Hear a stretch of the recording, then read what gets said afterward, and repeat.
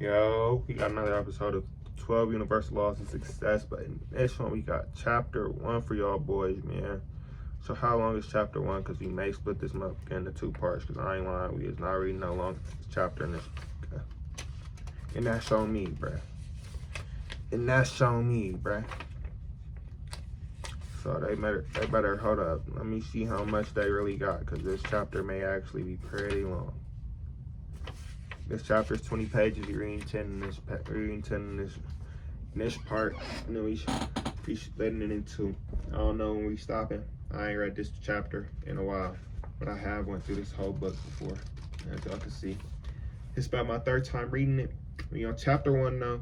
If you haven't watched the first two parts, we went through the introduction. The introduction is a very good, like, detrimental part, so you would need to read the introduction. So I will recommend going back to watch those first two parts, or you can just buy the book. You feel me? This is a very great book. I will recommend it. No, I'll recommend this book 1,000 times 10. This is a great book. Okay, so chapter 1, the first universal law is the law of thought. The first universal law of success is the universal law of thought and manifestation. Thoughts become things and result. Thoughts become things. Thoughts become things, results in accord with the nature and feeling of the thought. More personally, your thoughts manifest in your life in accord with your emotions and feelings you associate with your thoughts. One of the simplest statements in the universal law of thought is, for as they think it in their heart, so are they. To think in their heart means how they really feel inside about those particular thoughts, which emotions and feelings are associated with them. A further illumination of in their heart is given in Matthew 6:21. For where your heart is, there where your treasure. For where your treasure is, there will your heart be also. Your heart is the center of your true feelings and emotions. It is always focused on the things that are important to you, your value system, and how you feel about yourself. For example, if you have a thought that financial independence is one of your primary objectives in life, then financial independence should begin to manifest in your life over a reasonable period of time.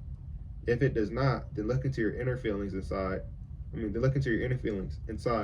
You may feel, for whatever reasons, that you are not worthy of financial independence. If you do not feel in your heart and your basic feeling nature about yourself that you deserve the things, conditions, or circumstances that you describe in your thoughts, then they will not happen for you.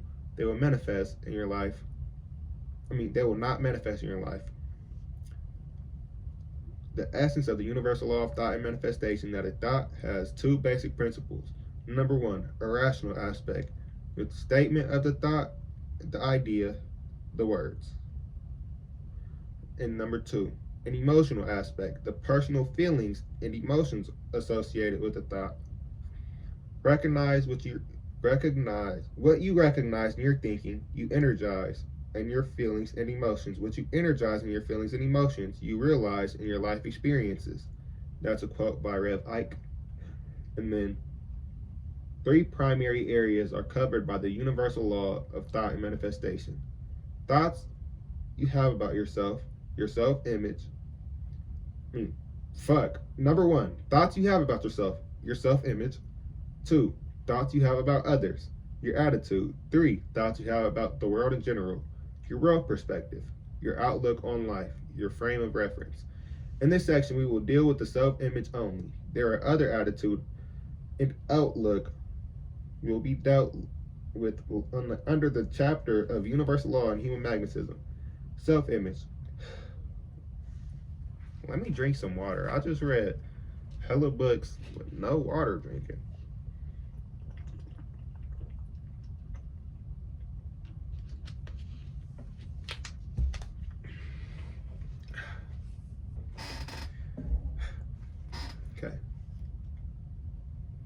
Okay. Number 1, the thoughts you have about yourself, your self-image. Number 2, the thoughts you have about others, your attitude. Number 3, the thoughts you have about the world in general, your world perspective, your outlook on life, and your frame of reference. In this section, we will deal with the self-image only. The other areas, attitude and outlook, will be dealt with under the chapter on universal law and human magnetism. Self-image. How you see yourself in your own eyes determine what you will get in life. Your self-image is your own conception of yourself. It is the mental and emotional picture you hold in your own subconscious and your own consciousness of who you are, what you are about, and what you represent. Your self-image is important because it is the starting point of your experiences. The image you hold of yourself is like a great base into which all your life experiences are poured and blended. If your self-image is a small, limited conception of yourself based on ignorance, fear, doubt, and insecurity, then all of your experiences will be filtered through these same negative emotions. On the other hand, if your self-image is based on knowledge, love, courage, respect, faith, and confidence, your life experiences will be filled will be filtered through these same positive emotions. Self image determines your capacity to give, receive, and interact with the life experiences and possibilities that confront you. Your self image is like a magnet or attracting or repelling like or unlike qualities into your life. You attract you you attract thoughts, people, and experiences which are congruent with how you think and feel about yourself. If you want to attract good health, wealth, and happiness that you desire and dream about, then you must develop a self image that is compatible with and supports these very thoughts, namely good health, wealth, and happiness. A nice example of how the self image works in this is this. One question that appears on just about every job application is, what salary and benefits are you expecting to receive? Many prospective employers give a lot of weight to how this question is answered. Subconsciously, most people will go with the answer figure that indicates their own assessment of what they bring to the position. A figure below what the position is worth is often a tip off the applicant has a low assessment of their own skills and will probably not be a good employee. A figure too high above what the position was worth might indicate that a lack of knowledge about the position itself. If you've done your homework and know the deal, you should be able to set a figure at the high end of what the position is worth, plus just enough left to get some attention. However, let me warn you, be prepared to answer the question that will surely come. Why do you feel that you will be worth $2 zillion to this company? Have a well-researched, well-thought-out, well-presented, logical, and intelligent reply. You will probably get the position on your terms, consistent with your self-image. 2 zillion, brother. That's what I would have told him. Things which affect your self-image. The most important aspects of the self-image are generally developed in the first stage of life. Once this self-image is fully established, all subsequent stages are built on and filtered through it. In fact, all changes in life begin with your self-image and take place through changes in the feelings, emotions, and attitudes that it represents. The three main things that affect your self-image are: number one, thoughts, emotions, and feelings developed in the education stage of your life, particularly in your early childhood, conception through age 7. Number 2, environment. Number 3, associations. Thoughts, emotions, and feelings. In the first 7 years of life, children develop the basic values that will take them through life. What? In the first 7 years of life, children develop the basic systems of value that will take them through life. It is during this time period that the child learns and develops the emotions and feelings of fear and reward, pain and pleasure, lack and love, love and lack of love, guilt, blame and shame, praise and discouragement, curiosity or disdain, manners or crudeness, courtesy or callousness, and other positive or negative emotions and feelings. Young children are sponges for thoughts and emotions and feelings. They thrive and blossom on good teaching, good thoughts, and good feelings and positive emotions. Yet they have no defense against bad teachings, bad thoughts, negative feelings, and negative emotions. At this young age, a child's ability to discern and discriminate the good from the negative has not yet fully developed. Whatever thoughts, teachings, or experiences that young children are exposed to go straight into their subconscious and their conscious minds. They make a permanent impact upon the child's emotional and feeling nature. This is the crucible in which a child's personal value system is molded. Unfortunately, a young child has virtually no defense or options in this education or experience. But it is on this emotional and feeling foundation that the rest of your life is built. Give thanks if it was a good and positive foundation. Get busy if it wasn't. Train up a child in the way he should go, and when he is old, he will not depart from it. Proverbs 22:6. It is these feelings and emotions that become associated with your thoughts as your self-image develops. Unless they are changed in the later years, these feelings and emotions developed as a child guide and to a large extent determine your life experiences. Environment. Your environment is a strong influence upon your self-image because it is a source of validation and confirmation. Suppose you have a poor self-image and you live and work in a rundown area in a poorly maintained home in an otherwise negative environment. What does this negative environment do other than confirm that of your negative self-image? When you are exposed to a particular environment, if you remain in it for a long period of time, you take on some of the characteristics and properties of the environment. If your self-image contradicts and conflicts with the characteristics and properties of your environment, you are confronted with three choices. Number one, change the environment. Number two, change your self-image. Or number three, leave the environment. Associations. Association brings out assimilation. John Lavater, a Swiss theologian, beautifully captured this thought, saying, frequent intercourse and let me breathe first.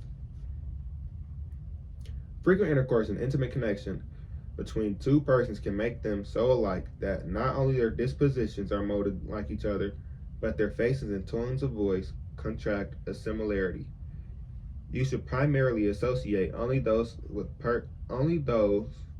with those persons who possess traits and characteristics that complement the positive aspects of your self-image. Such positive associations will greatly enhance your own development and help confirm and establish the vision, emotions, and feelings you have about yourself.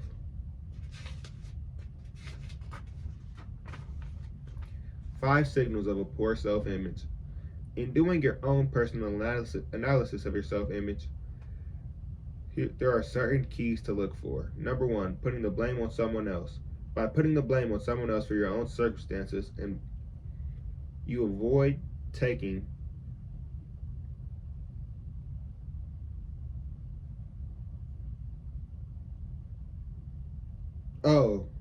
by putting the blame for your own circumstances and situation on someone else, you avoid taking responsibility for what you have really done to yourself. If you do not take responsibility for your condition, you cannot change it, nor can you grow through it. Amen. So that which you cannot grow through, you will go through again and again. Running away from your problems. When you are confronted with a problem or challenge, how do you respond? Generally, you can do one of 4 things: flee it, fight it, forget it, or face it. It is only when you face your problems and challenges and consider them projects to be completed that you grow stronger in faith and self-confidence. As your faith and confidence grows, your ability to handle greater problems and challenges improves. 3. Criticizing other people constantly. Why do you criticize other people constantly?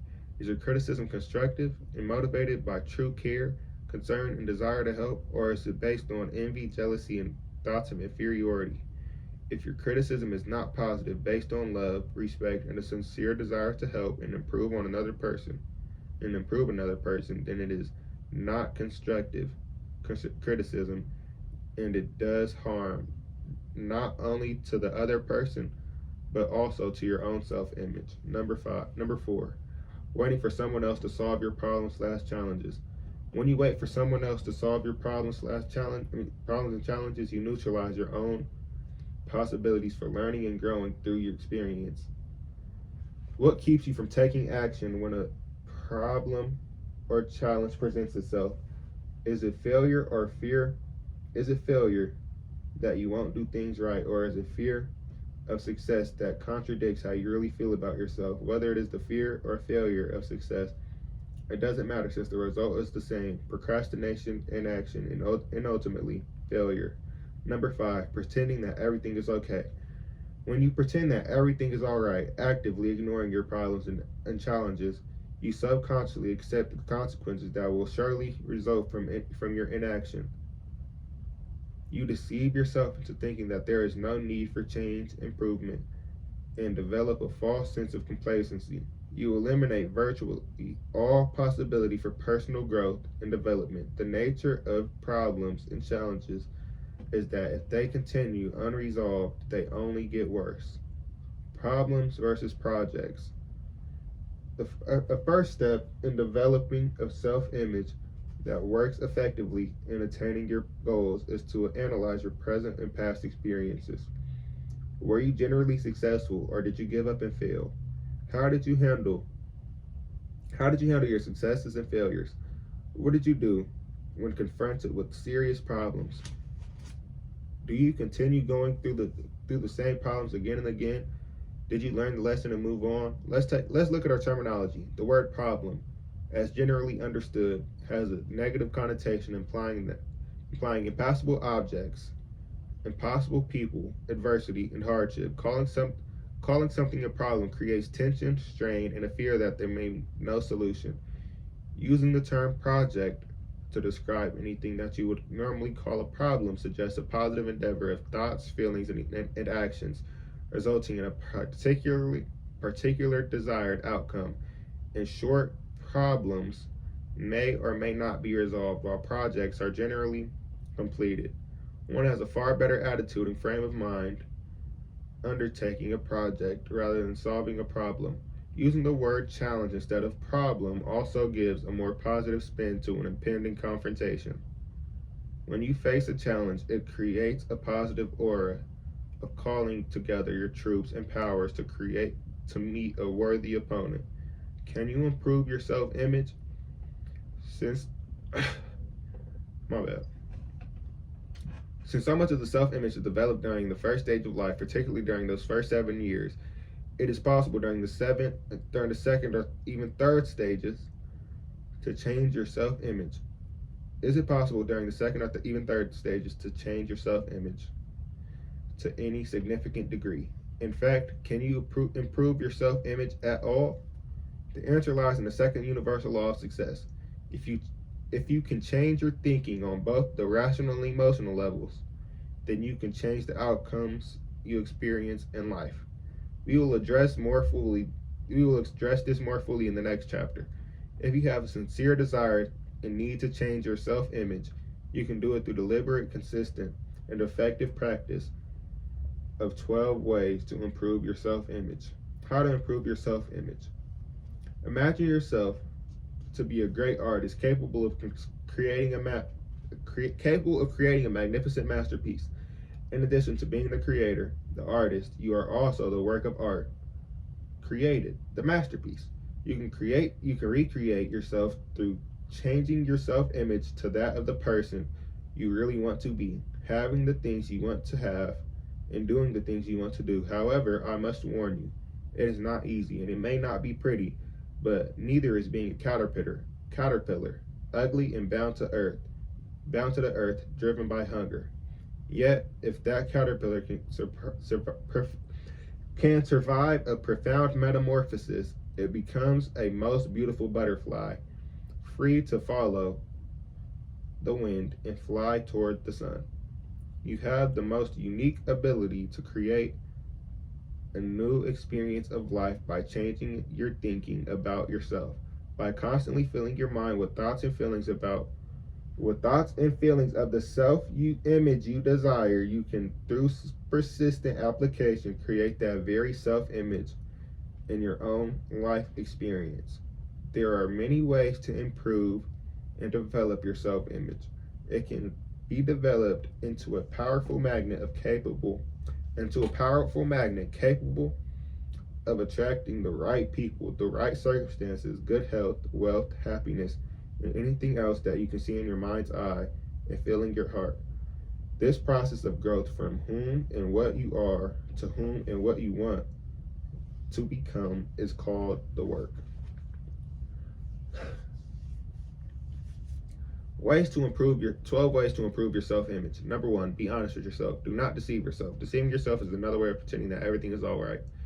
When you are not honest with yourself, you totally defeat your quest for improvement and bury your potential self-image under layers of illusion and deception.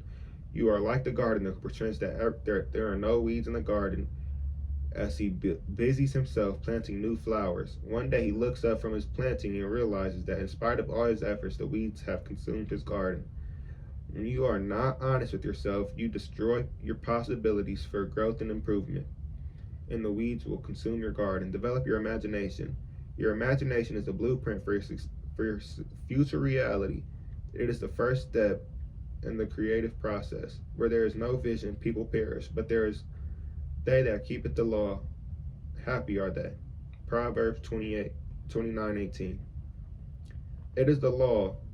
What is the law that is referred to in Scripture? Is it the universal law of thought and manifestation? If you can think it, you can do it. If you can visualize it, you can become it. If you can visualize it, you can become it. Through your imagination, nothing is impossible. Develop your imagination by reading stimulating material.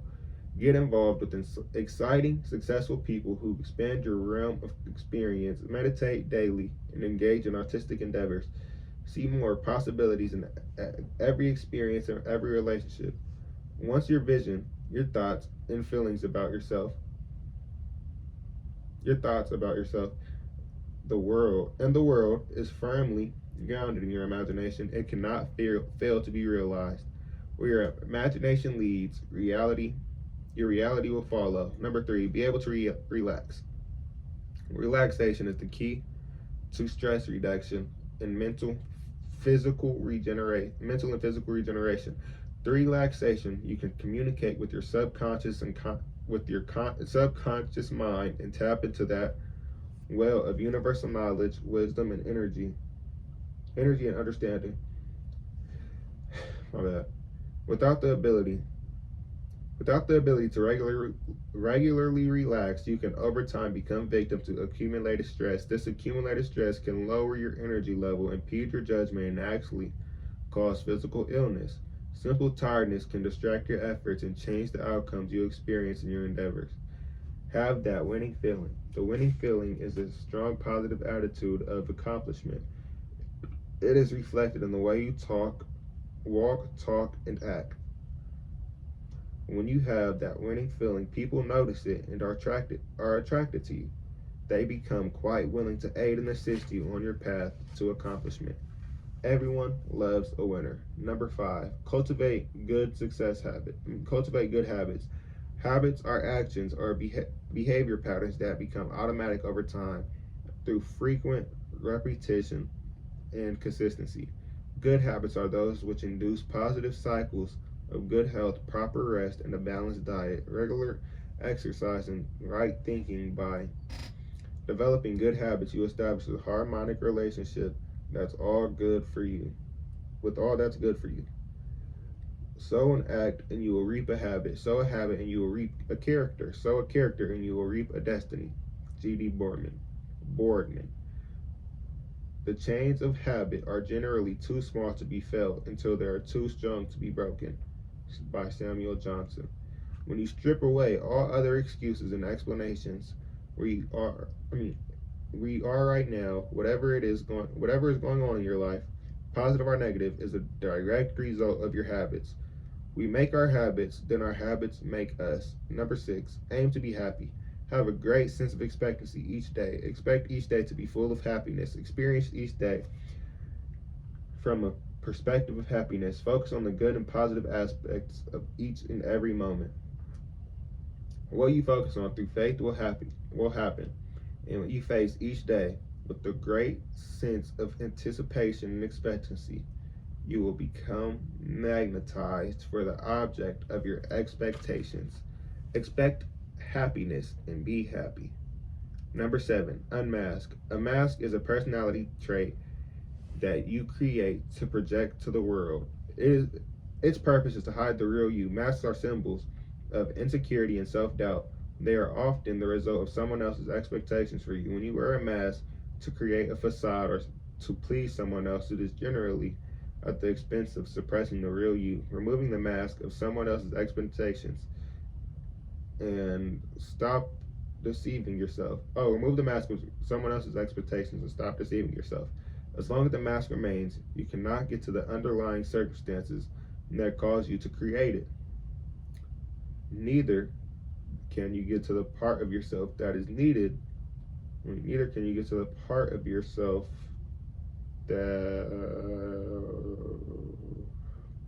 that you need to change to improve your self-image. The moment you have to remove the mask, you feel as if though a great weight has been lifted. For the first time in a long time, you can see the person behind the mask and begin the work of discovering the real you. Number 8, have compassion. You must be sensitive towards the needs of others and be willing to give assistance. As you progress along your success journey, you can acquire a greater sensitivity and greater responsibility to the plight and condition of others. The human sensitivity puts you in harmony with your Creator and elevates the quality of your own being. According to Genesis 1:28, we have a dominion over every living thing on the earth. This godlike dominion implies that it is our duty to be sensitive and respond to the needs of others. This does not just apply to human beings, but to all things which live upon the earth. So you must have compassion for and be sensitive to the plight and needs of all living things, people, animals, plants, and the environment. Number 9, grow from your mistakes. No one has ever succeeded without making mistakes. If you are making mistakes, at least you know that you are trying. Mistakes are life lessons and wisdom. Often, you learn more from your mistakes and failures than from your successes. You determine what works in a particular situation by learning what does not work and then trying again. One who has never made a mistake has probably never made a discovery. Let your mistakes through intelligent analysis and corrective actions become markers showing the way on your journey to improve your life. Nothing beats failure like success.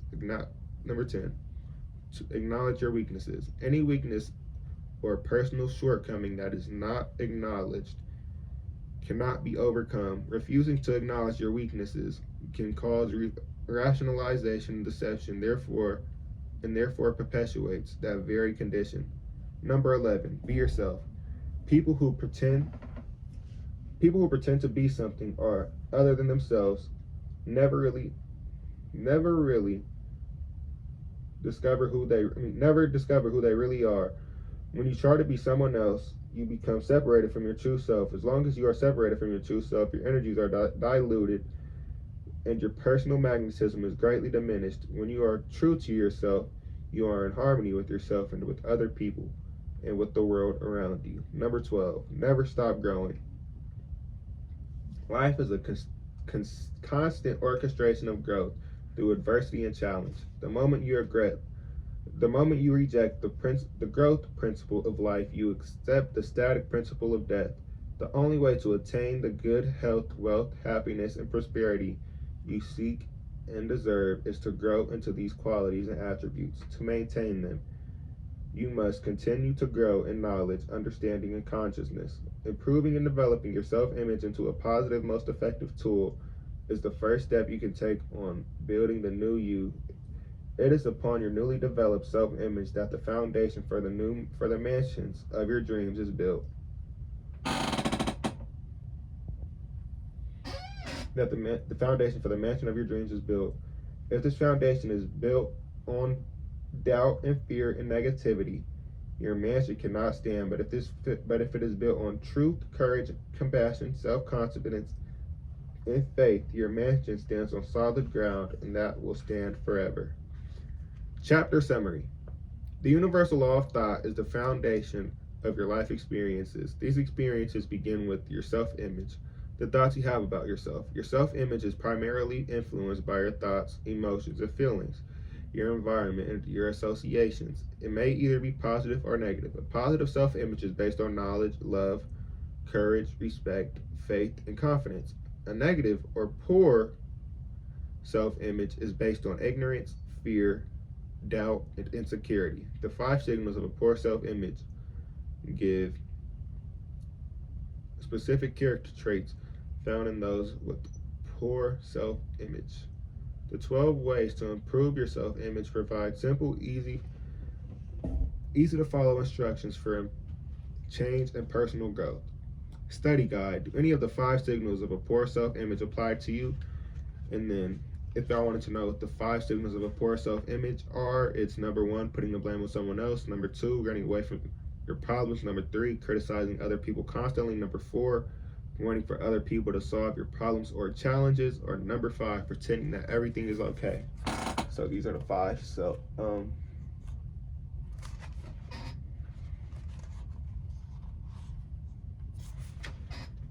5 signals of a poor self-image. So do any of the 5 signals of a poor self-image apply to you? Question number 2 is which ones and why? Number 3, how are you doing the work? The work is like,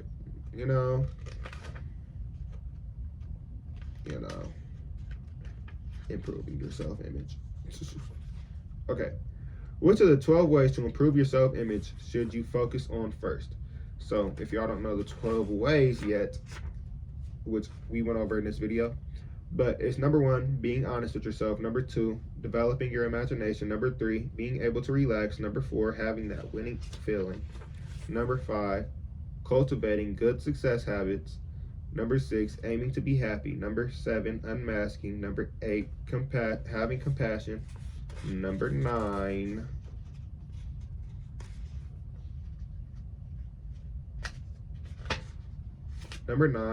growing from your mistakes. Number 10, acknowledging your weakness. Number 11, being yourself.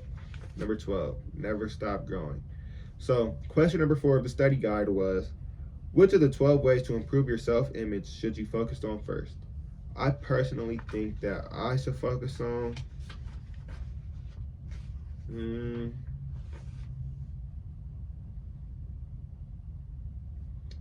I don't know. Honestly, I think that Javier should probably focus on, out of all of these,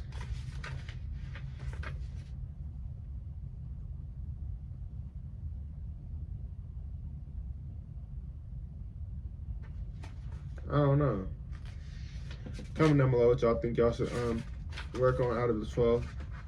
Out of the 12 though. But damn, this was a 33-minute video. Yeah, but that's it for this video. Drop a like, comment, subscribe, comment other videos on the channel, man. I got y'all. I love y'all. I'm gonna catch y'all in the next one. I love y'all 1,000 times 10. We gonna read this book again, cause I love y'all and I got y'all. Y'all know this. I know this. You know this. We know this. Do you know this? Amen. Yeah, that's it for this video. Drop a like, comment, subscribe, comment other videos I want to see on the channel. I got y'all 1,000 times 10. I'm gonna catch y'all on the next one.